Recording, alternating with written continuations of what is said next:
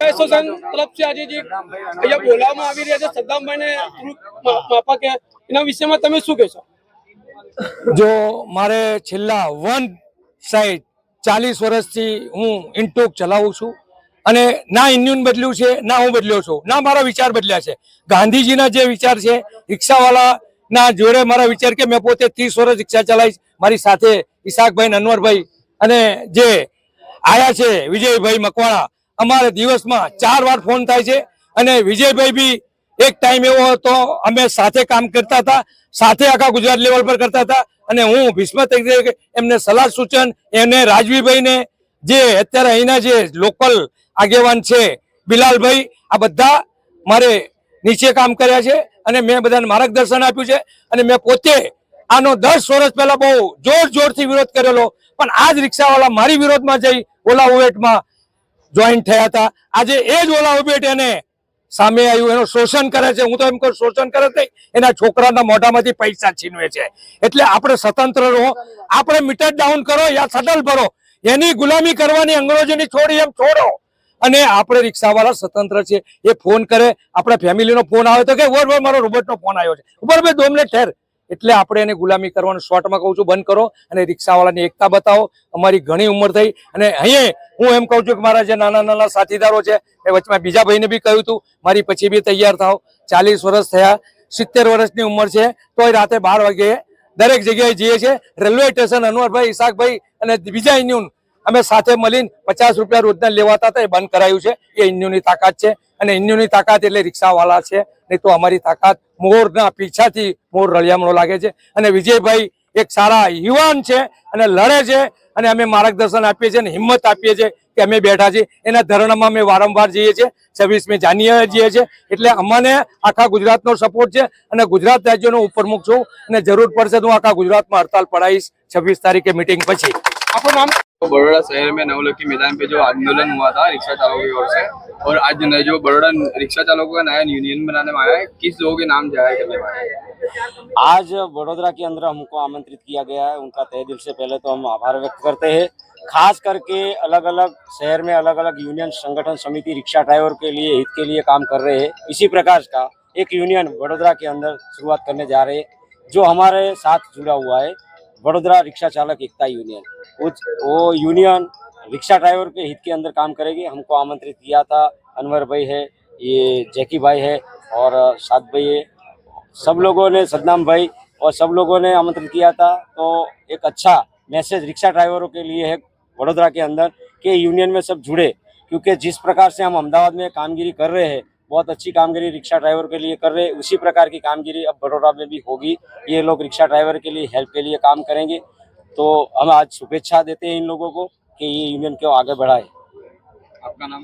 Ahmedabad rickshaw चालक एकता union प्रमुख विजय। जे वडोदरा शहर में जे रिक्शा चालकोए जे आंदोलन कर्યું છે, ये रिक्शा यूनियन प्रमुख અને તમામ સભ્યો અને વડોદરા શહેરના રિક્ષા ચાલકો જે નવલખી મેદાન પર ભેગા થયા છે અને મસ્તાન બાવા દરગાહ કમિટી, ધાર્મિક ભાઈ સોની, સામાજિક કાર્યકર્તા સંજયભાઈ, એવા ઘણા લોકો પણ ઉપસ્થિત છે અહીંયા. અને અમારી રજૂઆત છે કે સરકારને કે જે રિક્ષા ચાલકો માટે પણ કોઈ ને કોઈ યોજના લાવવી જોઈએ, જે એમને રાહત થાય. એમનો પણ પરિવાર છે. જે લોકો હમણાં જે નવું ચાલુ થયું છે, જે એને પ્રાઇવેટ પાર્કિંગની ગાડીઓની અંદર પેસેન્જર બેસાડીને એ લોકો ધંધો કરે છે, તો સરકારને એમના માટે કડક કાર્યવાહી કરવી જોઈએ. રિક્ષા ચાલકો વીમો ભરે છે, ટેક્સ ભરે છે, એ પાર્કિંગની અંદર નંબર પ્લેટ લગાવીને એ ધંધો કરે છે. 12 કલાક સુધી એ લોકો એમની ઘરની માટે સેવાઓ કરે છે. અને એ લોકો કોઈ એક ગલતી કરતા હોય છે તો 5-5 હજાર 10-10 હજારના મેમો એમને આપી દે છે. એમનું ગુજરાન નથી ચાલતું. એ અમે સરકારને રજૂઆત કરીએ છીએ કે હર સંઘવી સાહેબ, મુખ્યમંત્રી, કે જે તમે પાણી આવે ધાર્મિક કાર્યક્રમોમાં તમે મુલાકાત લો છો, તો અમારા વડોદરા શહેરમાં પણ એક રિક્ષા ડ્રાઈવરો જોડે મુલાકાત લેવી જોઈએ. એમની રજૂઆત શું છે એ સાંભળવી જોઈએ અને એમના માટે કોઈ સારી સહાય હોય તો એ ઉપલબ્ધ કરવી જોઈએ. રિક્ષા ડ્રાઈવરથી એક 10,000 20,000નું કરજો થઈ જાય છે તો એ ઉતારી નથી શકતા. એ લોકો માનસિક તકલીફમાં આવી જાય છે. કેટલા લોકો ટેન્શનની અંદર નશાની તરફ જાય છે.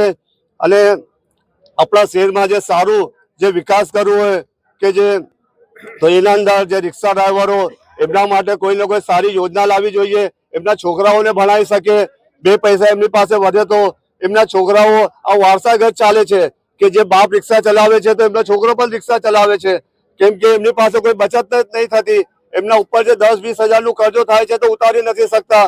તો સરકારને એમના માટે કોઈ સ્પેશિયલ આવી સહાય કાઢવી જોઈએ કે આ રિક્ષાઓ ઓછી થાય, લોકો તરક્કી કરે. મસ્તાન ભાવથી દરગાહથી હાજી દસ્તગીર શેખ ભોલું બાપુ. જી બિલાલભાઈ, આજે રિક્ષા યુનિયન દ્વારા જે આંદોલન કરવામાં આવ્યું છે, શું કહેશો? સૌ પ્રથમ તો હું સદ્દામભાઈને ખૂબ ખૂબ શુભેચ્છા આપું છું કે તેમના કહેવાથી આજે આટલા વડોદરાના રિક્ષા ચાલકો ભેગા થઈને આવ્યા છે અને આ ઓલા ઉબેર રેપિડોના જે રેટના લીધે જે તકલીફ છે તેની લીધે આજે અમે સમગ્ર વડોદરાના રિક્ષા ખૂણા ખૂણાથી આવ્યા છે. ઓછામાં ઓછા 250 થી 300 જેટલા માણસો આજે રિક્ષા ચાલકો ભેગા થયા છે અને તેની લીધે કે આ જે ઓનલાઈન અમને લોકોને બતાવે છે કે પહેલું કિલોમીટર 20 રૂપિયા અને પછી 15 રૂપિયા, પણ તે પ્રમાણે આ લોકો રેટ આપતા નથી. તેમની મન ભાવે તેમ રીતે રિક્ષા ચાલકોનું શોષણ કરીને એ લોકો એમનો મન ભાવ્યો ભાવ આપે છે અને આ રાજ્ય સરકારની અંડરમાં નથી આવતું, આ કેન્દ્ર સરકારના અંદર આવે છે અને એ કેન્દ્ર સરકારે આ વસ્તુ પર ધ્યાન લઈ તમામ ઇન્ડિયાના રિક્ષા ચાલકો હોય કે ટેક્સી ડ્રાઈવર્સ હોય તેની લીધે આ વસ્તુની ભેદભાવની નીતિ બંધ કરવી જોઈએ.